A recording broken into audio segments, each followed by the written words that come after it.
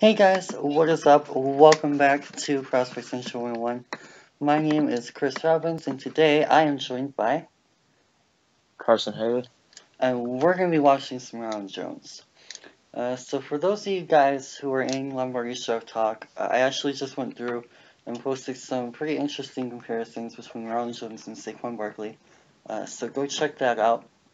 I'm break down a little bit more of their statistics and long run plays and things like that. Um, but let's go through here, see if there's any interesting background on Ronald Jones. Played in every game as a freshman, started some as a sophomore, so he is technically a 2-year starter, I guess you could say. 3-year player. His father died 5 years ago, going on 6. But it doesn't really appear to be too much of anything there that hinders or helps character.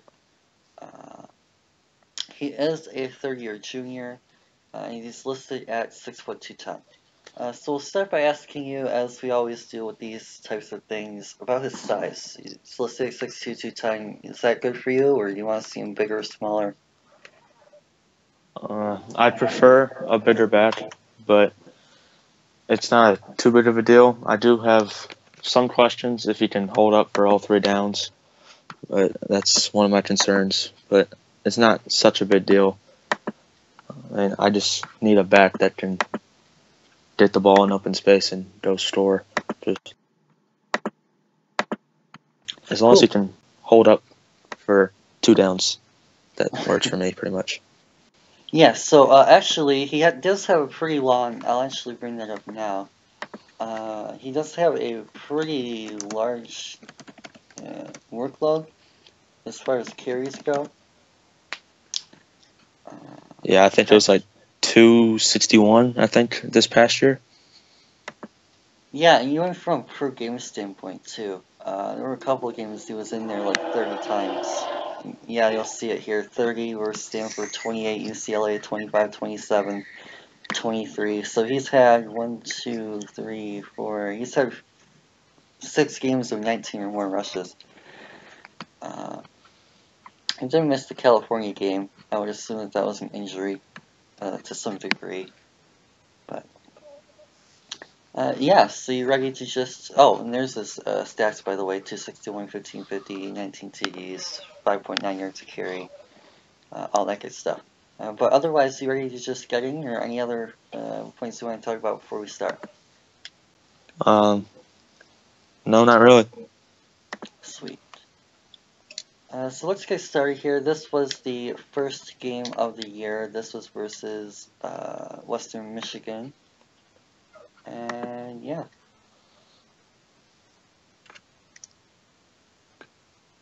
Obviously, he is the halfback.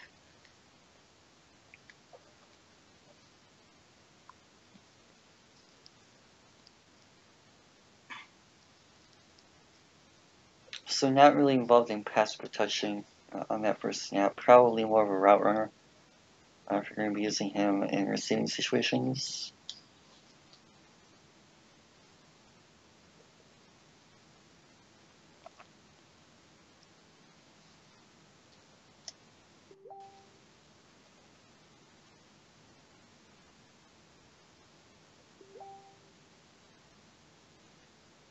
And yeah, and one thing I like about Ronald Jones, and you'll see it there, is his power is quite underrated, and you'll see it here. Again on this play. They're actually going to rotate Jones over. I like how active he is before the snap as well. You got to see him bounce a little bit. Really active feet. And you'll see here, obviously that's a pretty clear hole. This is going to be probably some of the biggest holes they'll see all year, this Western Michigan. And he just explodes right through that gap. And then watch here. What I like about this play is he splits these guys. Some of these backs try and out-juke that guy to the outside or cut it back and try and beat him in. Maybe they take that inside gap. But what Rojo is going to do is he's going to use his explosiveness and acceleration and just cut through those guys. And then make a nice cut and then run through that defender. And he strikes off another guy on the play too.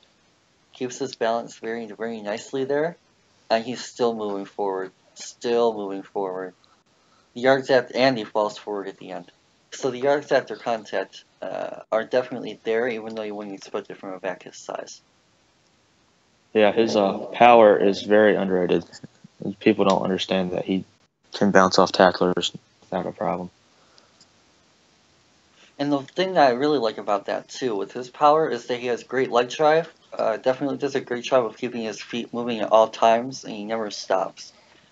Even some guys, like I noticed this with Saquon, who I'm going to bring up a lot throughout this video. He was very hesitant with his legs. He would pause occasionally and just stop moving his legs, stop churning, and that was really a negative to me. Whereas with Rojo, you're getting the exact opposite, and it ends up working out. And the quickness to the outside on that last run is just blew right by everyone. Easy touchdown. And yeah, just that explosion off the ball. Like, I know that patience is generally a good thing, but as someone actually told me in the group, there's a difference between being patient and being hesitant. And honestly, in my opinion, patience is only useful if you're actually using your patience to find holes. Whereas he seems to find these holes awfully quickly and explode through them anyway. So, Yeah, that's a big reason why I'm not a big fan of Carrion. You know, like I'm a big fan of Bell, and I love his running style. I love the patient runners normally, but Carrion doesn't do it right. I know he has good vision and he's nice and patient, but he just ends up just crashing into guys and barely picking up any yards, and that's why I'm not a fan of Carrion. another little receiving route there for Rojo. Just a clear out route.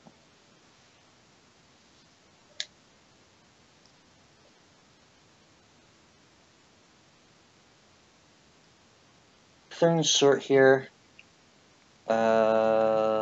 Looked like it was just pass pro. He was supposed to chip.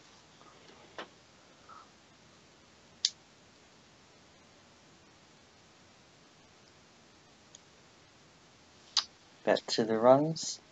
And yeah, just that explosion through that whole. You'll hear me repeat that over and over again. But it's something that I really, really love about this kid, and it's why he's my running back one this year. It's kind of hard to see from this broadcast view. But he quickly realizes, even as the ball is snapped, that's where that hole is going to be. And he realizes that these are the only two defenders that are unblocked. So he's just going to explode through, and bam. Takes it right out. And he's got the power, keeps picking up some yards, just keeps the legs moving. Yep.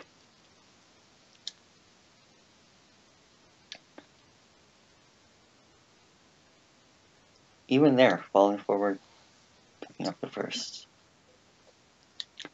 One thing that I like to see in running backs, just my personal preference, is I look for guys who will consistently get you yards over the guys that will get you a ton of yards once and then that's it. And Rojo is that type of back. Every single carry, you can expect him to pick up 3, 4, 5 yards. He's not going to really hit like that 90-yarder. I mean, he can. He has them once or twice before. But he's going to be more that guy where you just tell him to run that ball, and he's going to pick up a few good yards for you. And most importantly, keep you on schedule. As an offense, that's one thing that a lot of offensive coordinators are looking for in running backs, is just keeping their teams on schedule and allowing quarterbacks easy short passes on third downs. And that's really what Ronald Jones will do for you. He'll really open up the playbook for you and put you in good situations a large majority of the time.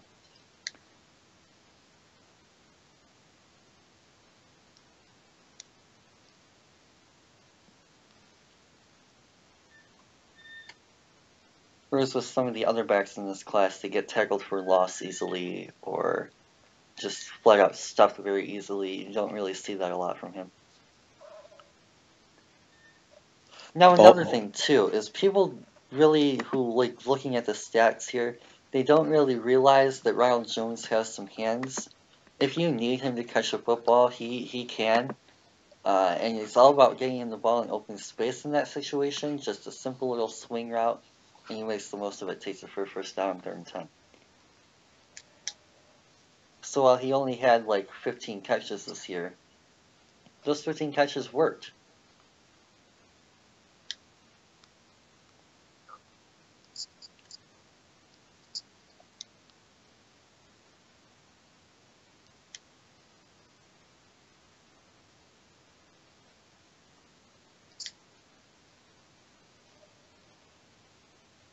Short yardage situation at the goal line.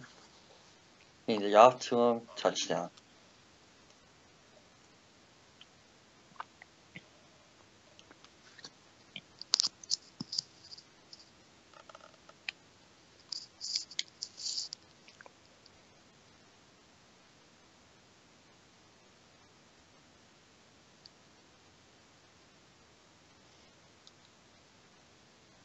Nice shot holding onto the ball. The defender there was going for the strip.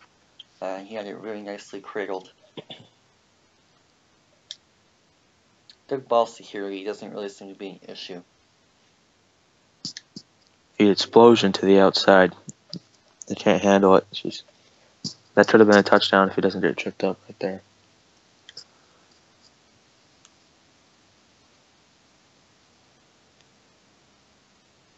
And yeah, we'll get to see the look here. He immediately realizes, hey, that hole in the middle is going to be stuffed. I'm going to bounce it out. He's not going to immediately bounce it out without looking.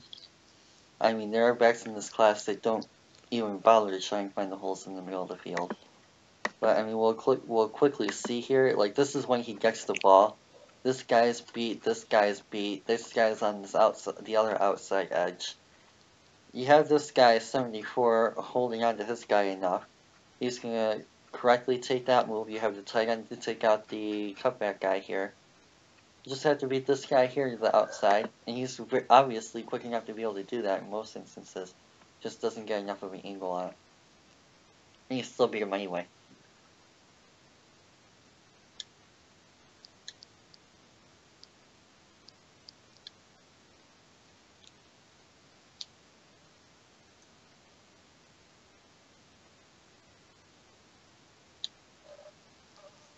He just explodes through there. Burst. Great word for it. Another first down, 1st and 10. Keep the chains moving.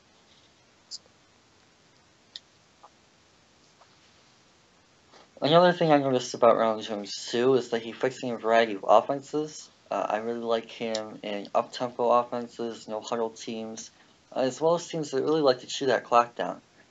You see USC, when they're in the lead, they'll chew clock, and when they're down, they'll no huddle. And you really get to see Rojo be able to handle those types of situations very well.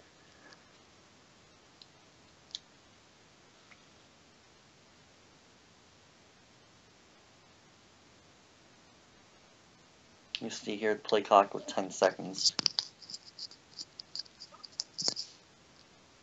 That's there, 2nd and 2. You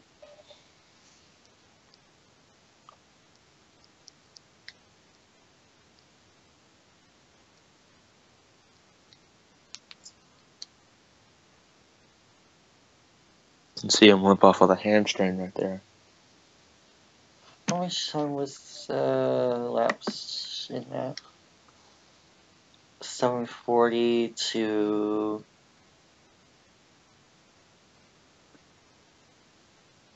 4. So he missed about 3 minutes. So probably about the end of that drive.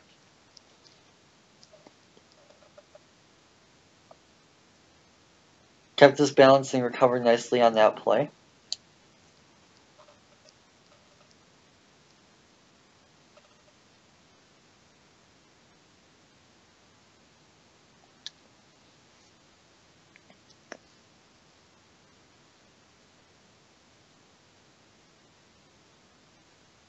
Now that was one of the few times that I've seen him take the wrong thing here. Ideally, he resists to the outside and takes this outside gap. But unfortunately, he just cuts it right back in. So I would say rare mistake here by Ronald trying to take that upfield. He needs to try and bounce that one a little bit more outside. I guess so well as a result.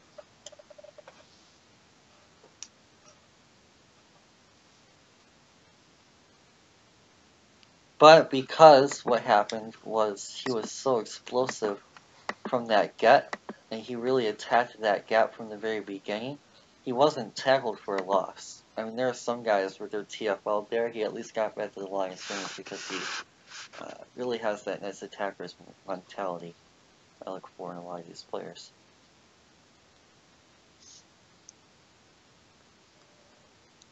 And same As soon as he got the ball, he saw that hole, the cutback. So, great vision right there. And just really that attacker's mentality.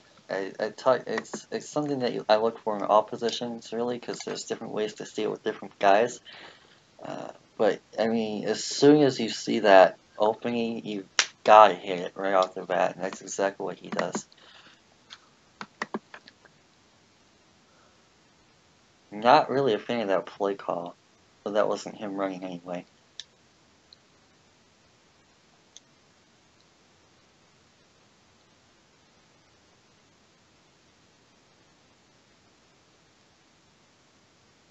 He's just going to ship the interior defender there.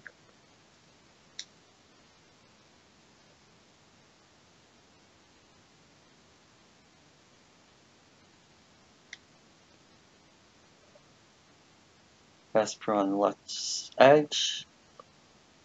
Looked like the right side had a little bit of a flop, but took the right guy, sealed the edge.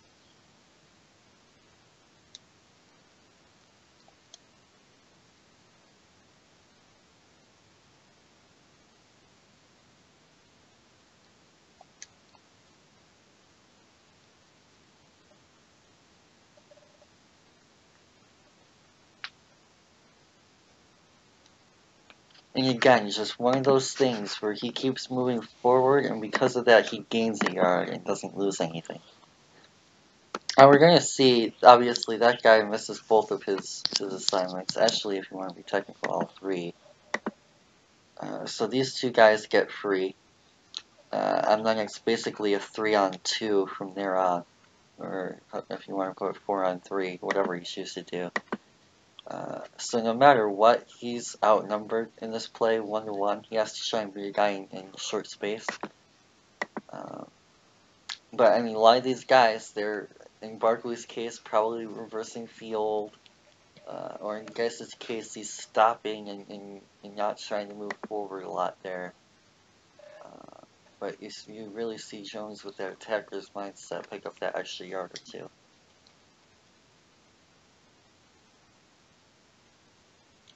This simple little out route. Bad decision by Darnold. I should have picked Arnold.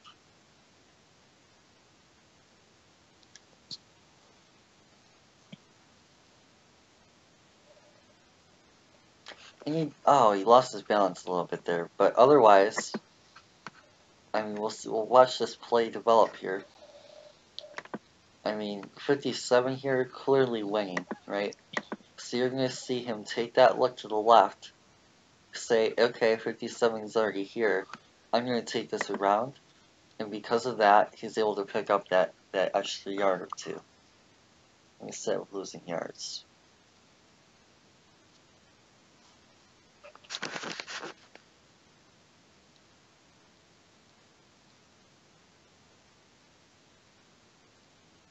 It's not only just his vision that I really like, it's his decision making as well. And you can really understand his thought process behind a lot of these runs and where he chooses to pick his spots.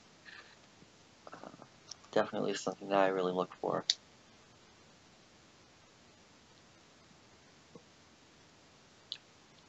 Beautiful play.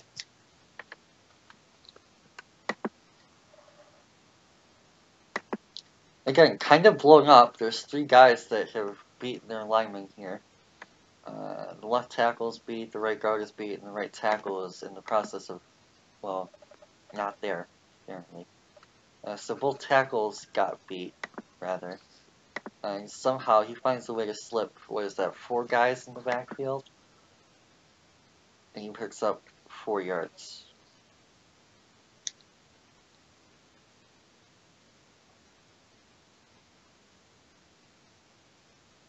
Same thing, just explodes through that hole, makes 2 guys miss.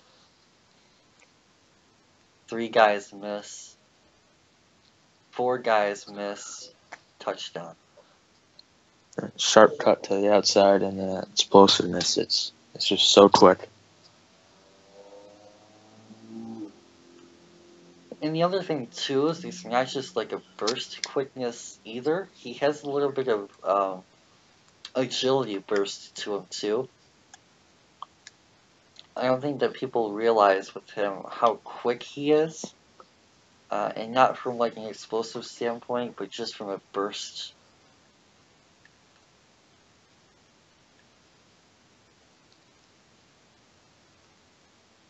Dude isn't just quick, an accelerator.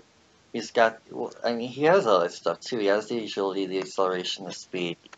But he's really got that extra it factor to him too.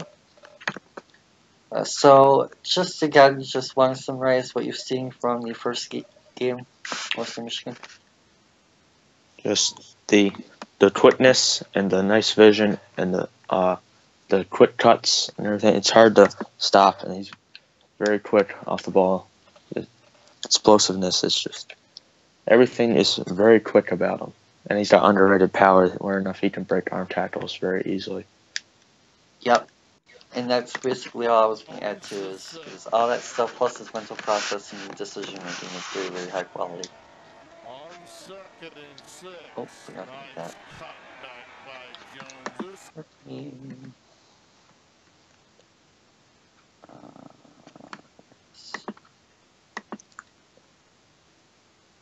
So here we have him versus Colorado. Again, and he's another thing too that we're seeing here is that he's not afraid to go against the direction of the run. It looks like this play is originally called to the left side. They're trying to exploit that gap between the center and the left guard here. But he sees number 4 is sealing that gap off. So what he's going to do is he's going to explode through that opposite side, that right gap. And as a result, he's going to pick up more yards.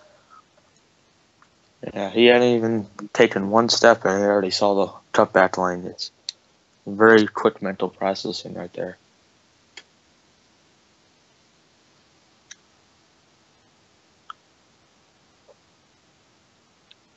And he doesn't often try and bounce things outside without there being a lane. Generally, when he tries to take something to the outside, there's almost always a lane there for him. And you see on this play here, the only reason he really cut that back out is because he was being stopped in the middle. He's really not showing away from that contact, which I like.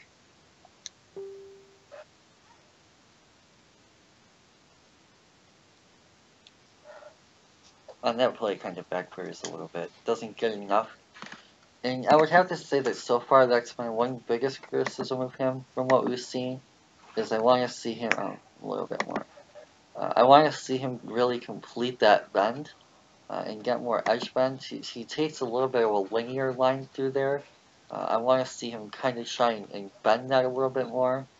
And hopefully that will result in getting a little bit better of an angle and resulting in even more yards.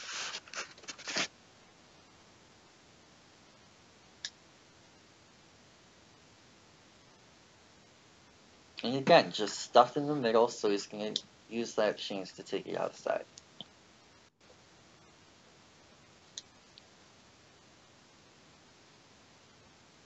And here's a good look at the blocking scheme here.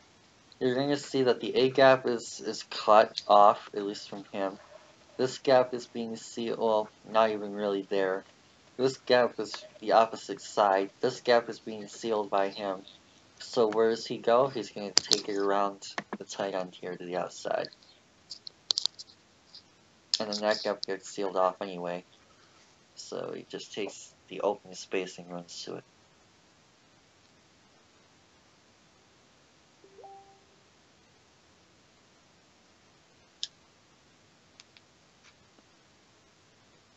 A little bit of a jump cut there. Don't get to see him use his moves a lot, generally because he doesn't need them. But he has some in his back pocket. Oh, big time missed block by 77. People like to think that USC's offensive line is so great because they're USC. I mean, you just look at this play, you would expect that he as the pole would take that guy. Just doesn't happen.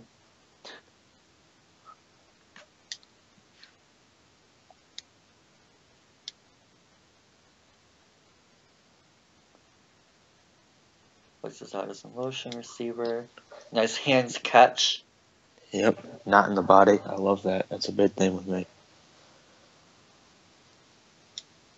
Picks up some yards. Cradles it in as well.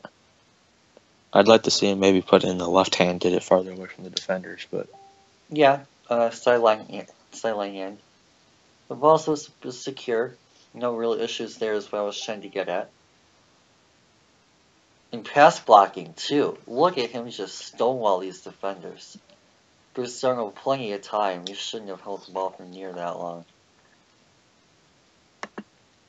And we'll see it again here. I'll move it back a little bit more. He's going to take the blitzing A-gap defender. They run Colorado Ringer 2-4-5, I believe, double A-gap. And he just completely stonewalls the middle linebacker and then switches to take the DT. And blocks the DT's path to the quarterback as well. Excellent pass protection there.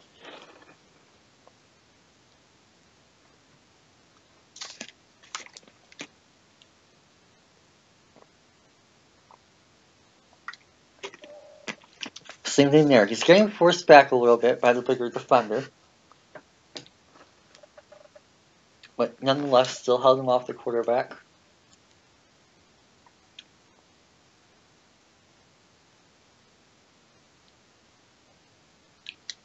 Another run play, just slips through. Really got skinny very nicely there.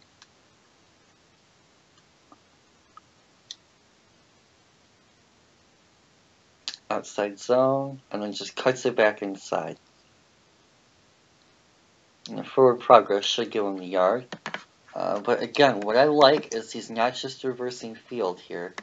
He's taking this lane. Right, so I mean, if you're reversing field, you're going around and backwards and all that stuff. He's changing his direction without moving backwards, and he's not giving up the space he's already claimed. So the worst that could happen, assuming they give him his due forward progress, is a 1-yard gain.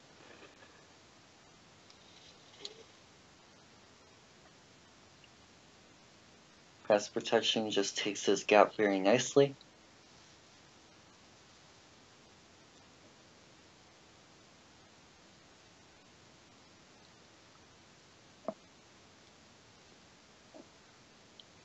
Short yardage, and makes the guy miss on 4th and inches.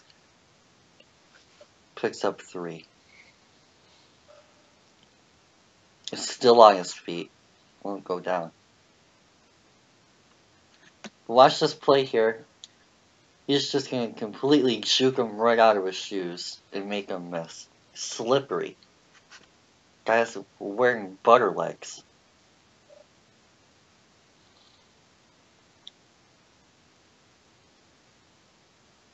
Not great form, mind you, but does what he's got to do.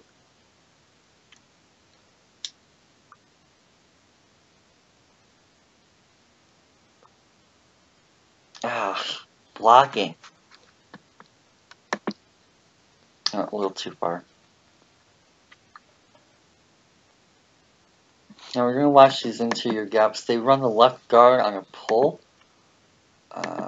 And the right guard got beat off the snap, and then the center is losing his inside leverage. The center should be pushing out, and the right guard fell. And then the right tackle got beat too. So all 3 right side linemen got beat on that play. Did not leave Ronald Jones in a good spot because he couldn't take the interior gap with the center being beat. He couldn't run it right at the guy who was already fell over. And then if he did want to cut it back out, the defensive end was right there grabbing for him. So really just nowhere to go.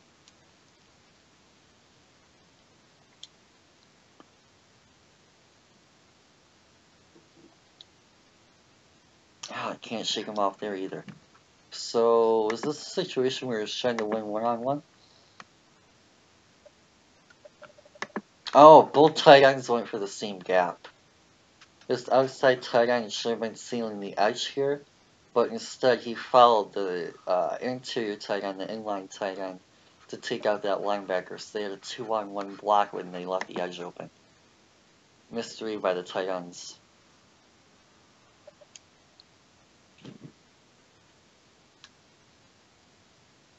You'll see it here, 6. Oh, it might actually be a receiver, by wearing 6.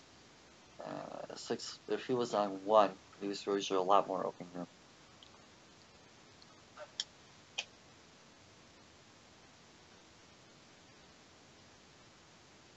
Able to fight through that nicely, picks up a few.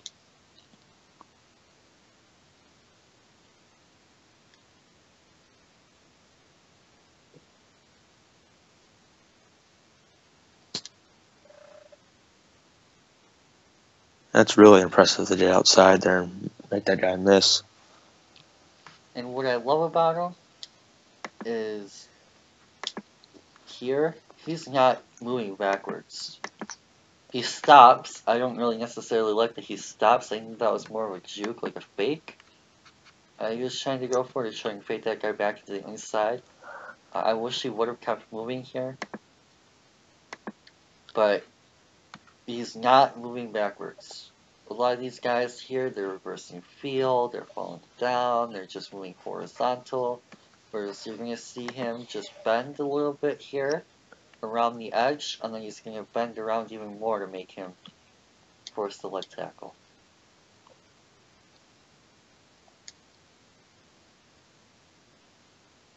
Nice counter play. That jump cut to the outside. A little bit of a spin move. Unfortunately, it doesn't work.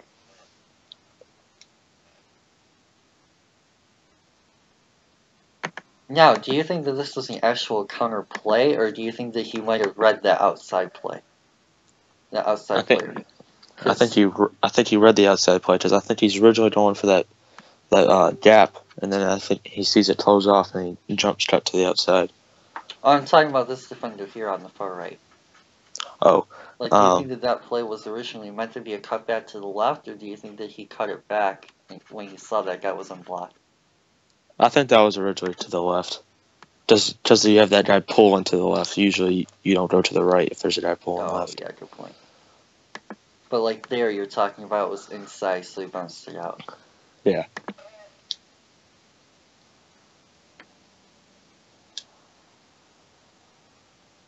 Nice little hold helped.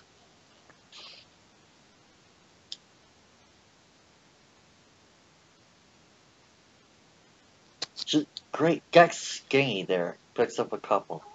I love how he's able to slip through holes.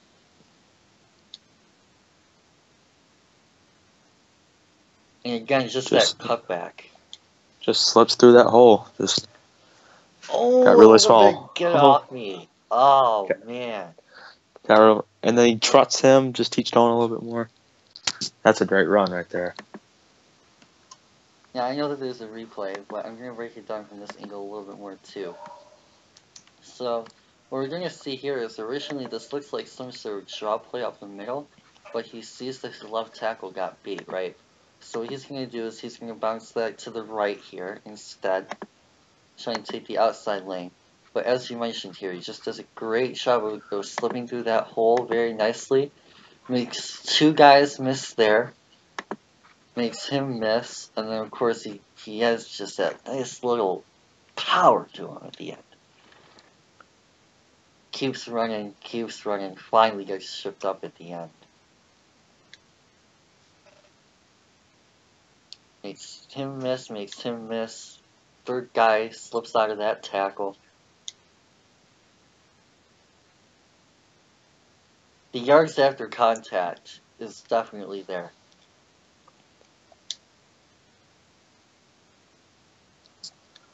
That jump cut. He's got such a nasty jump cut. He can cover so much ground to the outside with that simple jump cut.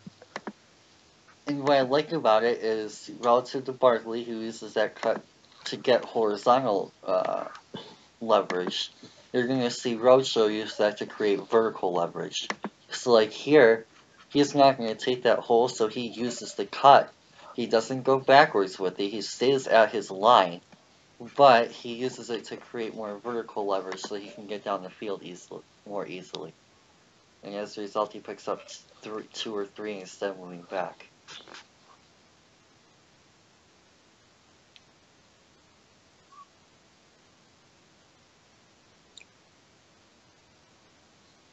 Couple little cuts to the outside. Slips out of that, makes 3 or 4 guys miss. He gets rid of arm tackles so easily.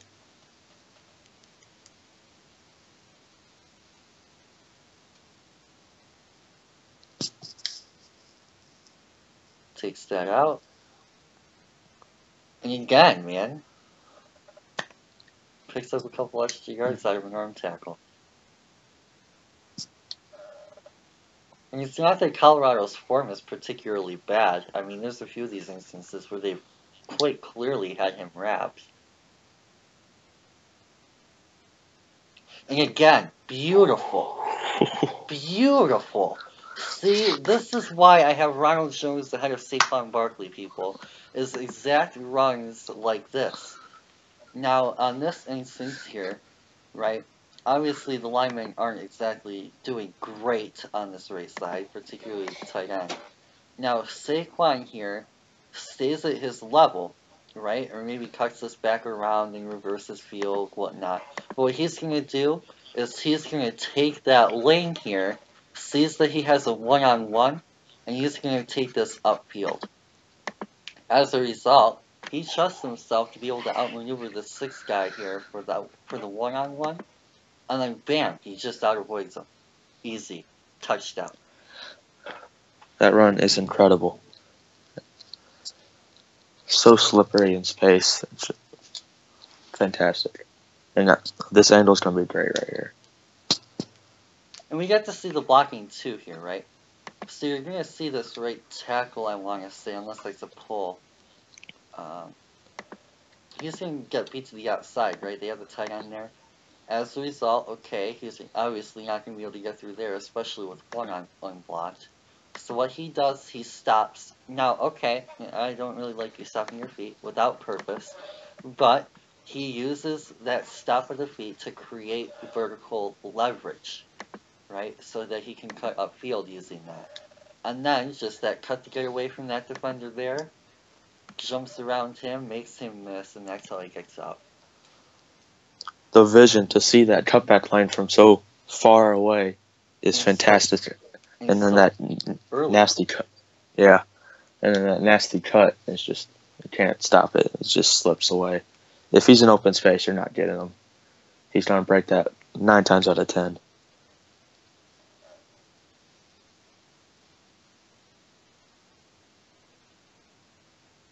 And these just grinded out 3, 4, 5 yard runs are great. Again, just it's the simplest of things that I absolutely love about Ronald. Like, he just does the simple things well, right? Some running backs, they keep trying to force this to the outside. It's an outside run. You want to keep going outside. But no, he realizes, okay, I have a yard or 2 I can gain here. So I'm going to explode, use my vertical leverage, and get downfield and pick up 4. Yeah, I'm a big fan of that too. I love to see those types of bats do that. Oh, man. Good blitz call by Colorado. Just outnumbered. So, thoughts on that one, Colorado? Incredible game. Just absolutely ridiculous. Just showcased his great vision of cutback lanes and everything, and just showed how slippery he was in space, and the fact that he still has the power to, if someone actually does somehow wrap him up, he can get rid of it. It's incredible. I mean, just he's got such quick and precise cuts. He's hard to stop. Yeah, and to go along with that stuff too, the physical traits, the agility, the jumps, the cuts, the moves, the this and that, and the flashy stuff, he has that mentality, that attacker's mentality, where he takes every yard he can get. And I love that. He's not going to be someone who, well, I'm going to give up this free 3 or 4 yards because I might be able to get like 20. Like, he's going to take every single yard he can get, and it generally works out well for him, especially with how he falls forward. First down. Oh, forgot to move this again. So here we have him versus Stanford. I'm guessing that this is the second game. I'm not entirely sure, though. Yeah, that's their second game of the year. It was right after Western Michigan. Oh, I mean they played Stanford twice. I don't know if this is game 2 of the year or the second time. This is the first Stanford game. Okay, so the second week of the year. See, there's that quick little jump cut again. But what I love about it is how he uses it to create space. He's not using it just to avoid defenders or just to stay horizontal or just to not get tackled. He's using it to open up lanes for him and create vertical leverage.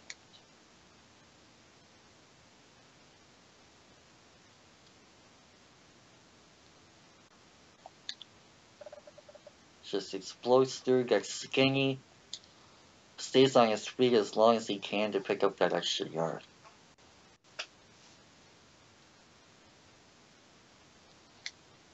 Now, granted, of course, Geis is known for being that guy that fights through contact type of thing. But, I mean, we're seeing here, slip diving, arm tackle. It's not something that he can't do. I mean, we're clearly seeing him several times over break out of tackles.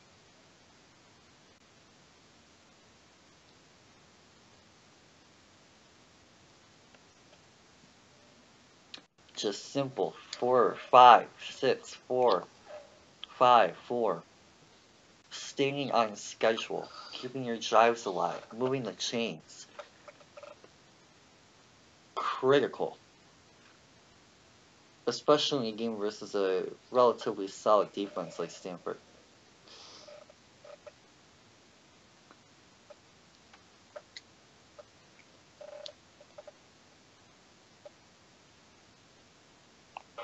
Just fights through to pick up the 4 or 5 again.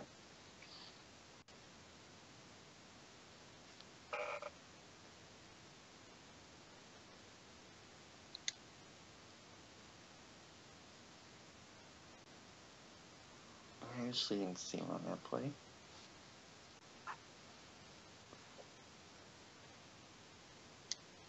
Alright, back in the backfield. Route play. Now, one criticism, again being picky, because that's what we're trying to do here.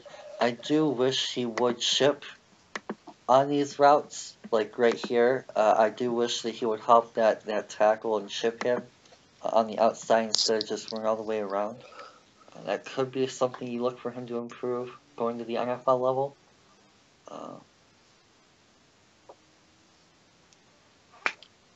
But it's not really that big of a deal. It's just something that you gotta bring up with this type of thing. Short yardage, red zone. Looks like he gets in. Oh, nothing more than short. That looked like a bad spot though, not gonna lie. 3rd and goal. Oh, yep, that pitch. Beautiful.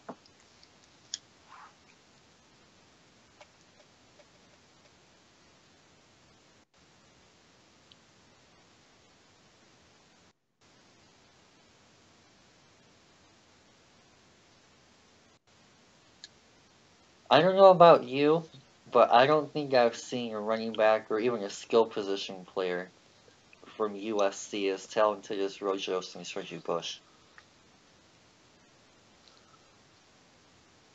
Yeah. I mean, yeah, it's been a while. There hasn't really been too many great prospects out there recently. Sanchez and Barkley are the best ones I can remember since Bush. And And you saw how. they've had their fair share of receivers like Aguilar and Lee. And Woods, Robert Woods, yeah. But I don't think anyone, as far as their position, has been near this. Yeah. You could make the argument maybe with Sanchez. I did think he was like a top 5-10 pick at the time.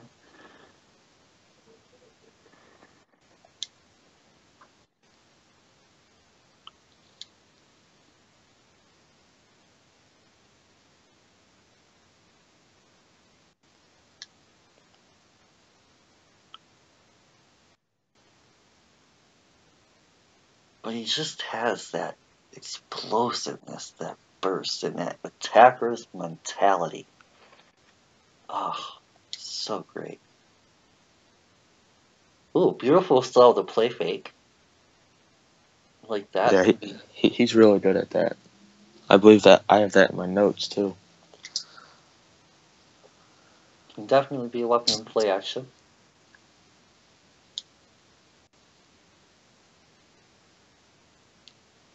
Just take it and go. Oh, he actually cut that inside. All right. Really skinny right there. Just picks up a few extra yards. For sure, man. Game's 4 on 2nd down. And because of that, you're now in 3rd and 6 instead of 3rd and 10. I think they still call it deep passing. It still flops, but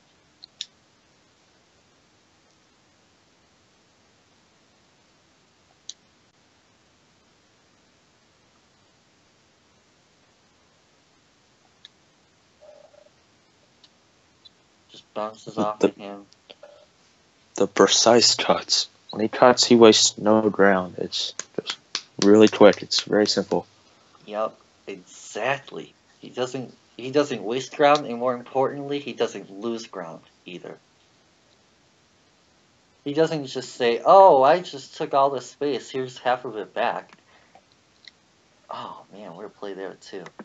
Whoops, a little bit too far.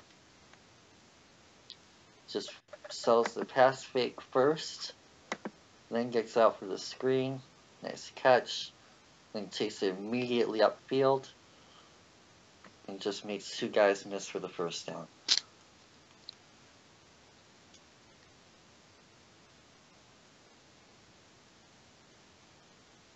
Now there you go. Nice little chip play before he gets out. So he can do that. Just need to see it more consistently on the edge.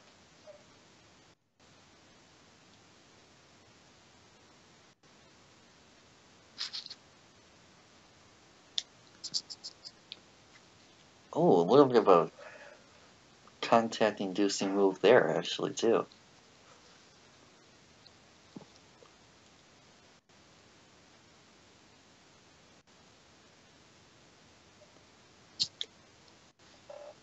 Oh, I love that. That cut and then with the spin, it's ridiculous. Oh, unreal.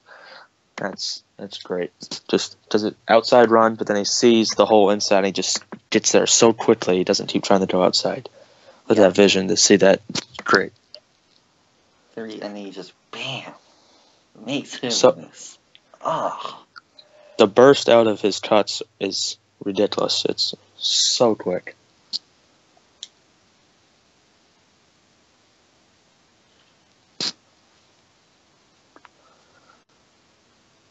Bam. There's another one. And then throws the spin in. Then he gets through again. First down. Ridiculous. Just no other word for it. And what I love about it is it's consistent. He's doing this time and time and time again. We just saw it 3 plays in a row. Yeah, it's not just one game. It's not just one play. It's something we're consistently mentioning. All 3 games they brought it up multiple times. There's the power to drag defenders like 8 yards down the field. In his own red zone, too. He was backed up quite a bit. To be able to get out of his own shadow like that, critical for a drive.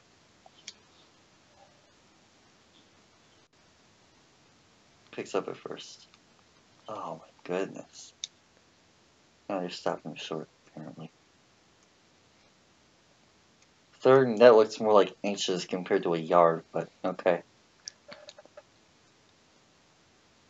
Short yardage, right up the middle. That cutback. And again, very quick processing right there. Yeah, and again, another thing I want to mention too is short yardage situations, right? I mean, there's a 3rd and 1, and at his own 12-yard line. I mean, you might think, well, his size. Well, maybe he lacks the strength. Well, they're still giving it to him, and he's still picking up that first down. We've seen that like once or twice a game too.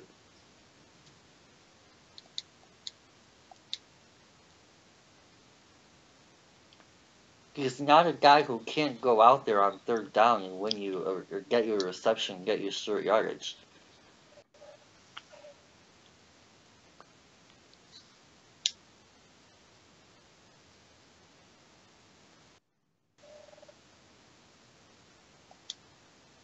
And his offensive line isn't too great. I mean, we're still seeing him get hit early. Like on this particular play here, right? Like Stanford is still very clearly holding this edge, or holding this line very well for a 3rd and 1, right? They have the guy on the edge. They have Harrison Phillips, the run stopper in the middle, being a 2-gapper. They end up recovering nicely, but it's just how far did he fall forward? Just watch the end of this run, right? He actually gets hit a yard behind the line of scrimmage, right? He gets hit at the 39. Look at how far he goes. He's at the 44. That's a 5-yard extension on 3rd and 1. Just from diving forward at the end of that play, depending on where they actually spot him. That could have probably been a touchdown if 82 doesn't run into him. Mm-hmm.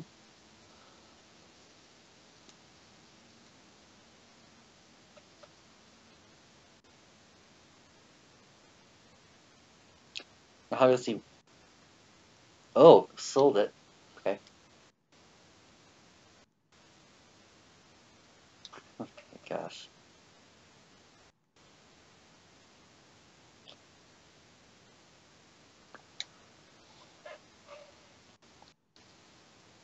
Pass blocking again with the chip on Harrison Phillips.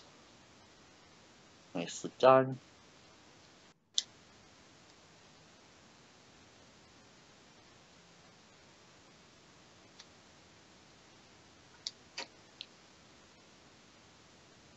Takes this guy. I would like him to have a little bit more play recognition and pass blocking too. See where the blitz is coming from a little bit sooner. And we'll know it doesn't end up backfiring or anything on this particular play.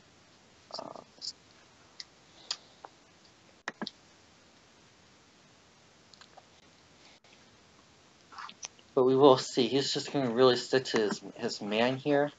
I do want him to recognize that inside pressure is coming through.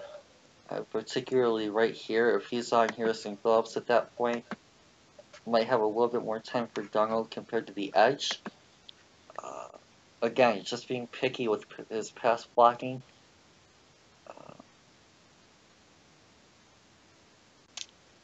But yeah.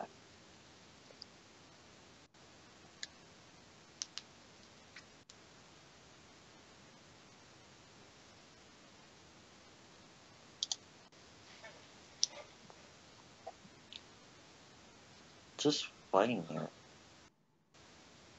Not going down easy. He was fighting through Harrison Phillips. How big is Harrison Phillips? Like 320? At least. 100+ pound advantage on Rojo. He still has the strength to keep up with him. Like, look at that. Harrison Phillips, there's like 4 guys there, including Phillips, trying to take him down. And he's still standing on his feet for a little while. Oh my goodness. Oh my good. And he just lost his balance. He's probably going down there anyway. But like, I love how he can get downhill, like just in the blink of an eye. Like it's going outside, but then he gets downhill. That yeah, cut right there. yeah. His north-south running style is all neat. And yeah, you're just gonna see it here. I mean, the offensive line holding their line all right, but they're not really getting a lot of push. This guy's at his line. This guy's basically at his line. This guy's at his line. The center, I want to say, is doing all right. Left guard is okay, but yeah, he was just that center getting that one block, all he needed to be able to get that loose. And then there's that quick cut to make the tackler miss.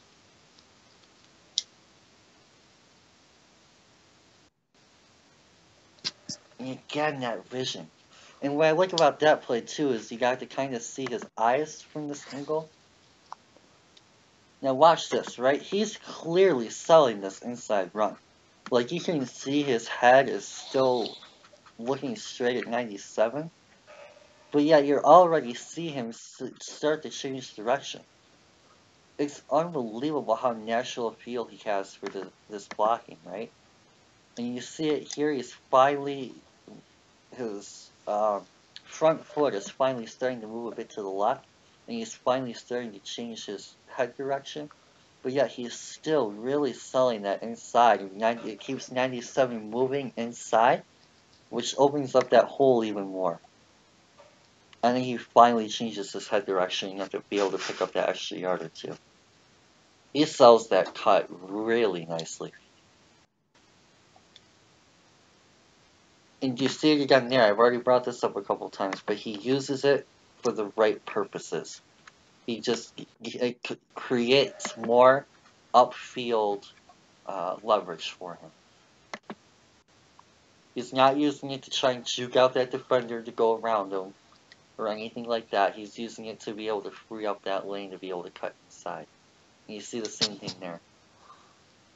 That vision and the quick cut to get to that hole. He barely touched the ball, and he's already changing direction to get to that outside hole. His pre-play recognition and play awareness here, and they'll actually probably break it down a little bit here. But like he's running with a plan. Raj always talks about having a plan in place pre-snap. But like you already tell, like he's reading that gap is taken, that outside is taken. So where's he gonna go? Is he gonna go there? Well, you still might have to worry about that guy. You're gonna take it around the edge? Yeah, might be a good look, right? Alright. Well, now that guy committed to that inside, but your left guard gets beat. Oh no, what do you do now? Oh, hey, I have a jump cut. Bam! Oh, they paused it. Not my fault. Just uses that cut, creates that interior open lane, that upfield leverage. Easy touchdown. Want to watch another one?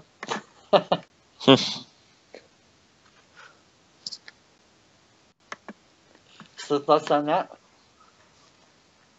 How can you not be impressed with that right there? I mean, that's just impressive stuff. I mean, Ronald Jones is really slept on, like a lot. I mean, I don't hear him getting much hype. I mean, I know Daniel Jeremiah has him as like the 12th best prospect, and that's a little high for me, but at least he's getting the hype he deserves.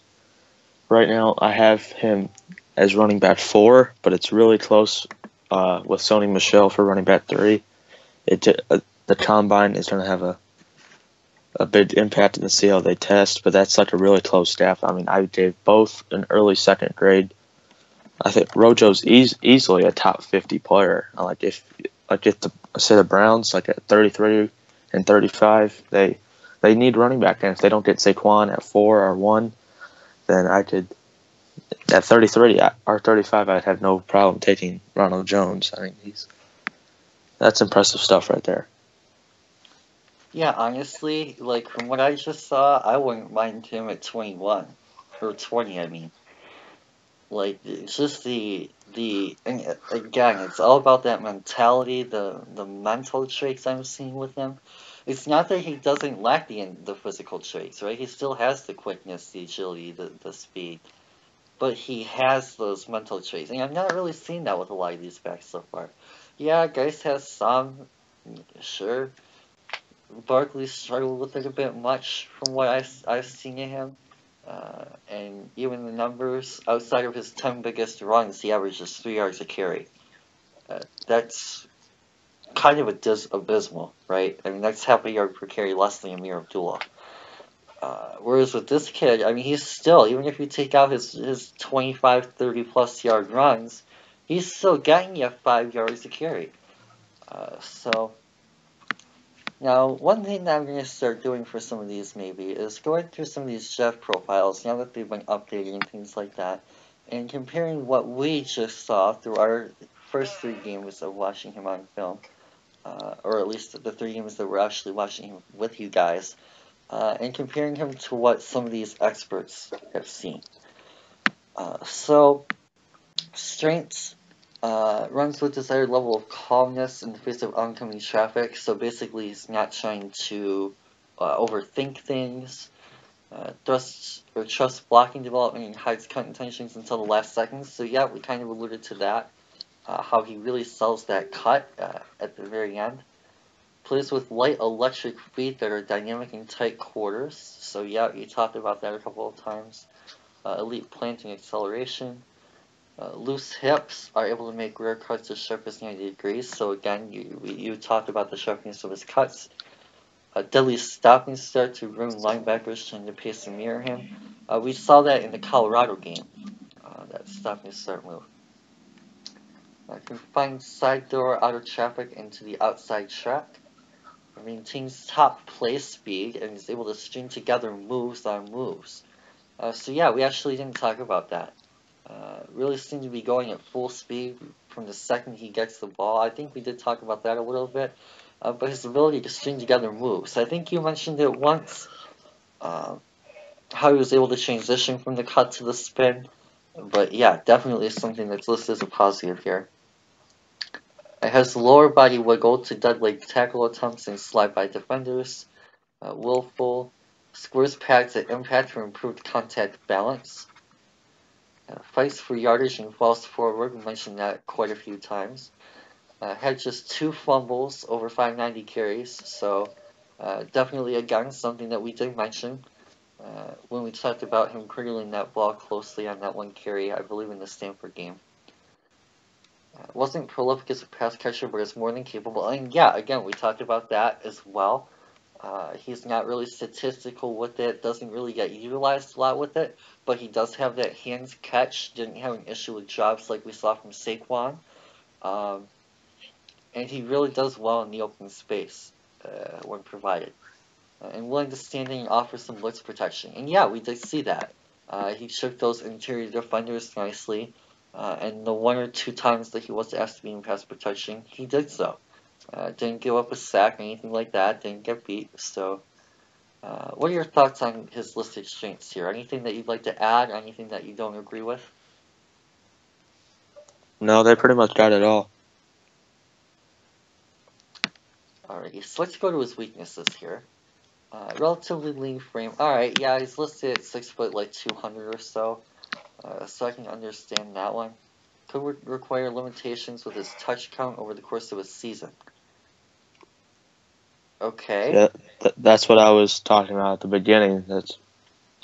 I don't have too big of a concern, but it's possible. Like NFL, when you get much stronger defenses and bigger, stronger dudes than the Pac-12, maybe he has to get some limited carries and maybe has to bring in other change of pace back or something, or a more bulldozer sort of guy behind him.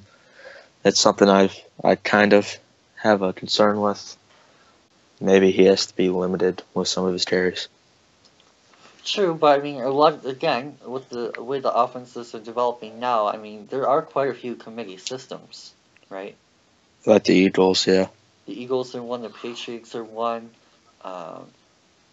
the Lions I'm familiar with, so I'll throw them out as one, even though ours doesn't work. It still is. Bengals are one. They have like 3 or 4 running backs. The Saints are known for it. So there's quite a few out there. But it doesn't mean that he can't be a feature back. I mean, we saw, again, 275 touches. So yeah, well, it could be something to deal with.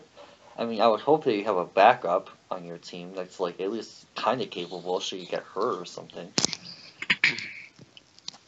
I don't know. I just think that you would be fine with a capable backup. You don't really have to playing around needing another guy there. Interior vision can be a little inconsistent and leave meat on the bone. Okay. I thought his interior vision looked nice. He was able to utilize cutback lanes on a lot of runs, but okay. Lacks of broad base and contact balance could become an issue on the next level. Okay, didn't you just say that? So, yeah, he really does. They just said here, I thought they said that he had contact balance. Can you tell me Yeah, right here. It says squares pads and impact for improved contact balance. So I don't know why they're bashing his contact balance right here. Reactive runner who could still use a more fine-tuned rush plan. Now, see, I completely disagree with that one. From the very beginning, we've seen him take the snap. He really does seem to have a plan and read things pre-play where things work. Need to balance pace with patience. Yeah, I can agree with that. Being more patient would be a benefit. Can get too far downhill, leaving himself limited escape routes. See, that's not a concern for me. At some point, you have to be able to just take what yards you're given.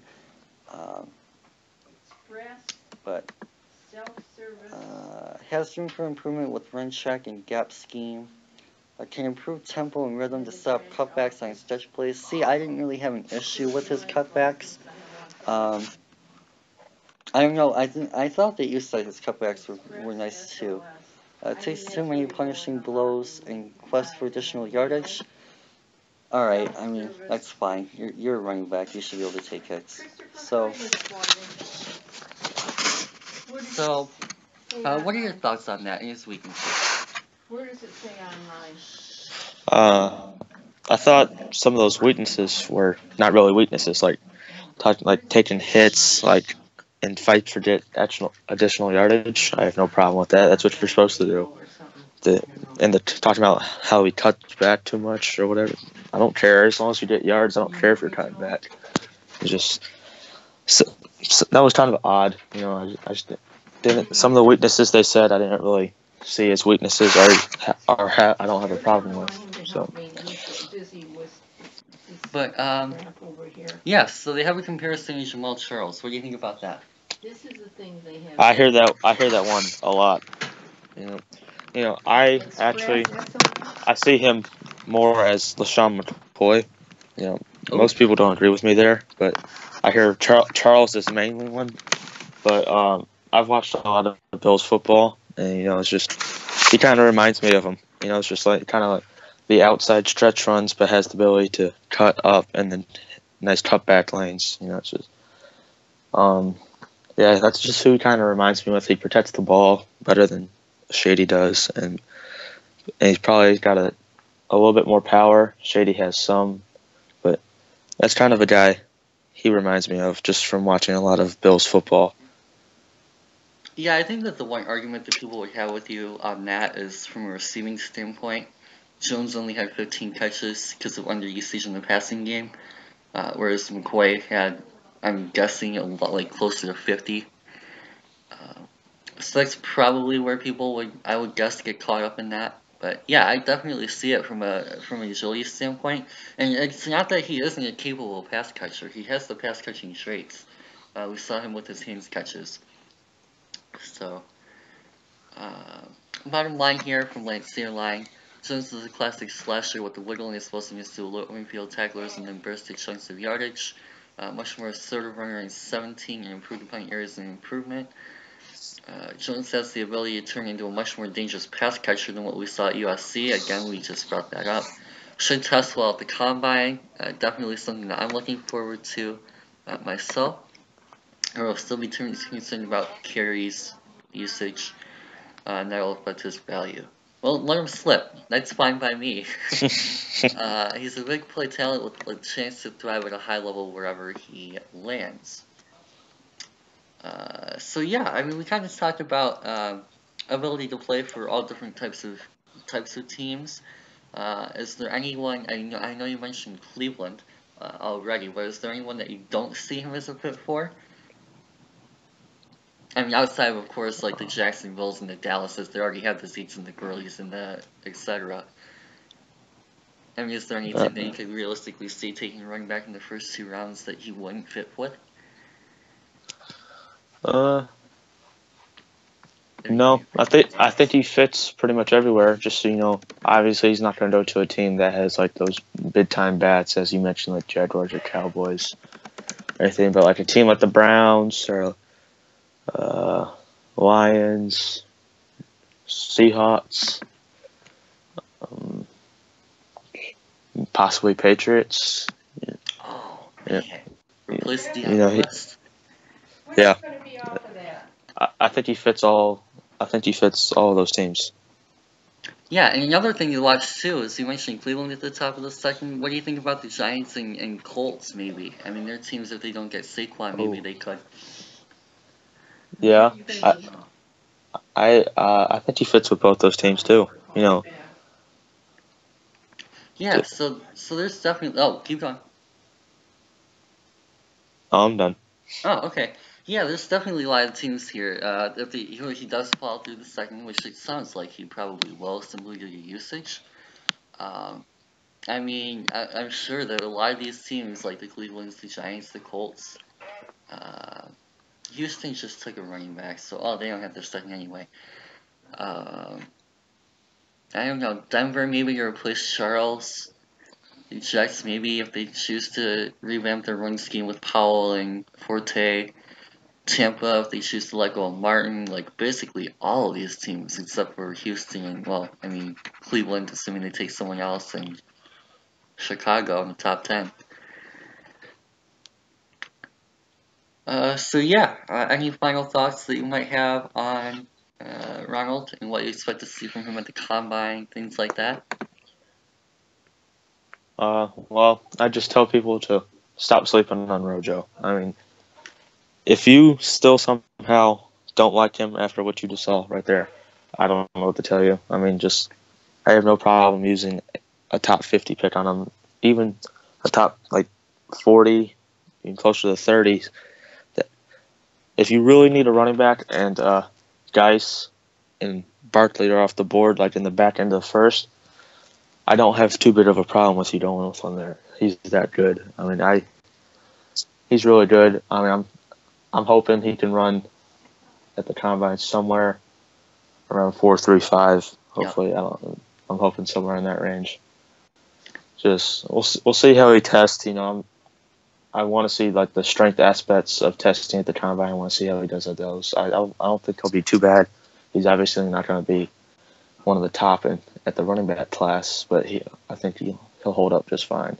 So he's a good back. I mean, he's just early second is where I have him graded at right now. It's really close in between running back 3 and 4. I currently have him as the 4th best running back, but he's a stud. Yeah, and another thing that I'm looking forward to at the combine and throughout the pre-draft process is his receiving ability. Because I think that people look and they say, "Oh, he only had 15 catches, right?" Um, but I mean, he has hands, and we've seen that. His catches, he doesn't have any drops or anything like that. So when he goes to Indy, assuming he can keep those hands catches going, keep those catches rolling in, show off his receiving work, show off maybe some route running. Uh, I think that that'll really help him boost his stock if that's something that maybe teams want to see from him. But yeah, I mean, honestly, I mean, personally, I'm a lot higher on him than most. He's my running back 1 right now. I have him over Michelle as well. I have Michelle as my running back 2, and we'll get more into him later. This is my 3. I'm going to Saquon at 4. Uh, but yeah, I'm a huge fan of what he was able to do, and again, a lot of it really has to do with how he uses his skill set. Uh, Really, just the way that he's able to create leverage upfield, use his vision to create those upfield aspects. He's a fantastic runner from north to south. He doesn't give up ground. He doesn't get tackled for loss. I don't think we saw a single tackle for loss that was on him through that whole tape. There were like one or two where the whole line just got blown up and he ran into someone. But I mean, really beyond that, you can really consistently count on him to get you 3, 4, 5 yards to carry. And really, that's what I want to see in all my running backs is just keep grinding out those yards, keep going for it every single play, keep your legs turning, use your eyes, use your head, and most importantly, use your legs throughout the whole entire play. So, but yeah, unless you got anything else. I do not. Awesome. I think that'll about do it for us today. So thank you guys for joining us on this, what was definitely a very fun and entertaining film session, I think. Definitely a very fun watch in Ronald Jones today. Uh, so hope you guys enjoyed it just as much as I did. I hope you enjoyed it as well, Carson. And definitely don't forget to like, subscribe, follow, all that fun stuff on Facebook, Twitter, and Instagram. YouTube as well. Of course, you guys probably already follow us, I hope. um, but yeah, leave a comment below. Let us know if you want him on your team. Maybe some more potential picks you want to see him go to, and where you guys see him being drafted.